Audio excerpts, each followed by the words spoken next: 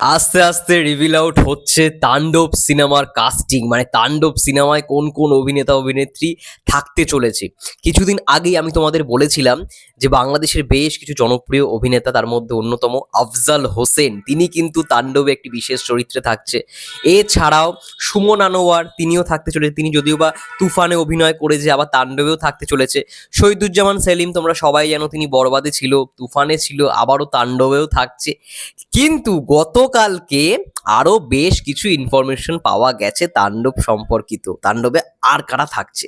Hi everyone, আমি রূপম চলে এলাম আরো একটা নতুন ভিডিও নিয়ে। বন্ধুরা, গতকালকে তাণ্ডব সিনেমার অলরেডি শুটিং শেষ হয় বাংলাদেশের রাজশাহীতে। ইয়েস, বাংলাদেশের রাজশাহীতে বেশ কয়েকটা দিন, অনেকগুলো দিনই শুটিং হয়েছে। সেখানে গানের পোর্শন শুটিং হয়েছে, সেখানে অ্যাকশন কিছু সিকোয়েন্স শুট হয়েছে।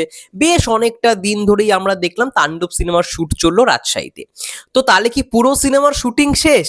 একেবারে নয়, পুরো সিনেমার শুটিং শেষ নয়। রাজশাহীতে যেই পোর্শনগুলো ছিল সেইগুলোর শুটিং শেষ, এবং ঠিক যেরকম ধারণা করা হয়েছিল আগামী 9ই মে বা 8ই মে, অর্থাৎ আজকে অথবা আগামীকাল তাণ্ডব টিম রওনা দিতে চলেছে আমাদের ইন্ডিয়াতে। ইয়েস, ইন্ডিয়াতে নেক্সট স্কেডিউলটা শুরু হতে চলেছে। ইন্ডিয়াতে নেক্সট স্কেডিউল শুরু হবে। যেহেতু যৌথ প্রযোজনার ছবি, একটা রুলস থাকে, তো কিছুটা পোর্শন বাংলাদেশে, কিছুটা পোর্শন ইন্ডিয়ায়। কিন্তু এই বেলা সেটা হয়নি, কারণ আমরা জানি যে ভিসা একটু জটিলতা চলছে বাংলাদেশ ভারতের মধ্যে। তো সেই কারণে বেশিরভাগ শুটিংটাই কমপ্লিট করতে হয়েছে বাংলাদেশে।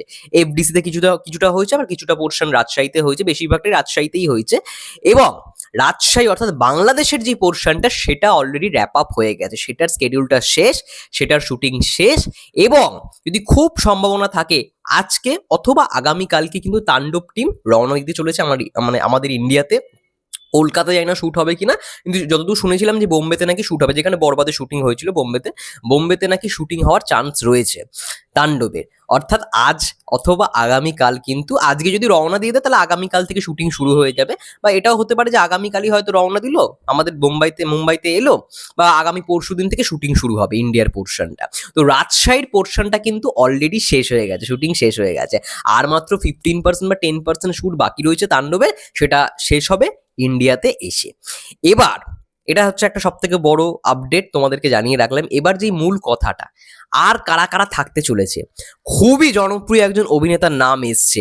গতকালকে রাজশাহীর হোটেল থেকে যখন মেগাস্টাররা বেরোচ্ছিল, তখন মেগাস্টারের সঙ্গে যাদের যাদের দেখা গেছে, তার মধ্যে অন্যতম শহীদুজ্জামান সেলিম, তারপরে ওনার নামটা ভুলে যাচ্ছি এই মুহূর্তে, যিনি বরবাদেও ছিল, ইদিকা পলের আই থিঙ্ক ওই ইয়েটায় ছিল, ওই পোর্শনটায় ছিল। ইদিকা পলের সামথিং বাবা হয়েছিল, ভুলে যাচ্ছি। ফজলুর রহমান, মনে এসেছে, ফজলুর রহমান বাবু, তিনিও দেখলাম যে তাণ্ডবে রয়েছেন। এবং এছাড়া ফজলুর রহমান বাবু তুফানেও তো ছিল, তুফানে ছিল, বরবাদে থাকলো, আবার তাণ্ডবেও রয়েছে, হোটেলে দেখা গেছে। জয়া আহসান তো থাকছি, তোমরা সবাই জানো। এছাড়া যেটা সব থেকে বড় নাম, সেটা হচ্ছে FS9। ইয়েস, FS9, তোমরা সবাই তাকে চেনো। হইচইয়ের একটি সিরিজ রয়েছে, সবার প্রথমে আমি তাকে চিনি একটা সিরিজ দিয়ে, সেটা হচ্ছে কারাগার। চঞ্চল চৌধুরী অভিনীত, সৈয়দ শকি পরিচালনায় কারাগার আমি তাকে দেখেছিলাম। তারপরে হয়েছে আরো একটা সিরিজ রয়েছে বিদ্যাসিনা মিম, এবং সে অভিনয় করেছে মিশন হানডাউন, সেখানেও সে অভিনয় করেছে। এছাড়াও অনেকগুলো সিরিজ, চঞ্চল চৌধুরীর সঙ্গে চরকিতে কাজ করেছে। কি একটা নাম ছিল, কাউন্টডাউন বলে এরকম সামথিং, এরকম একটা নাম ছিল। অনেকগুলো কাজ করেছে FS9, এবং খুব জনপ্রিয় একজন অভিনেতা। তো সে কিন্তু তাণ্ডবে একটা বিগেস্ট, মানে একটা ক্যারেক্টার করছে। এবং যদি অ্যান্টাগনিস্ট হয়ে থাকে তাহলে মানে একটা ভালো ব্যাপার হয়ে থাকে, মানে শাকিব খান ভার্সেস FS9 যদি অ্যান্টাগনিস্টের ক্যারেক্টার প্লে করে থাকে। আমার মনে হয় না অ্যান্টাগনিস্ট করবে, কারণ তাকে এতদিনে মানে খুব একটা যে অ্যান্টাগনিস্ট হিসেবে প্লে করতে দেখে এসছে এমনটা না। ইভেন অনেক নাটকেও অভিনয় করেছে FS9, আমি দেখেছি অনেক নাটকেও কিন্তু অভিনয় করেছে। অনেকগুলো কাজ তো দেখা নেই, বেশ কয়েকটা কাজ, এই কারাগার, মিশন হান্ড্রেড, এগুলো দেখেছি। তো বেশ ভালো তিনি একজন অভিনেতা, মানে অ্যাক্টর হিসেবে খুব পারফেকশনিস্ট, এটা বলতেই হবে, খুব ভালো অভিনয়তা।